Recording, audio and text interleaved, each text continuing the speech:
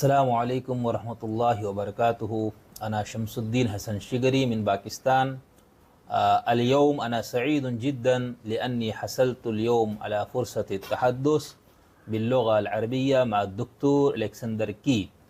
هو الحاصل على دكتوراه في الأدب العربي والدراسات الإسلامية، والأستاذ ما شاء الله والأستاذ المشارك في الأدب العربي والأدب المقارن في جامعة ستانفورد.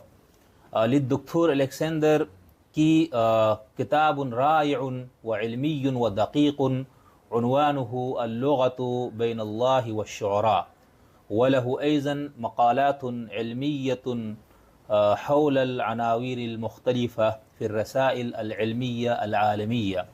أرحب بالأستاذ عند وصوله إلى باكستان. شكرا لك على منح وقتك الثمين لقناتنا وهذا الإنسانية.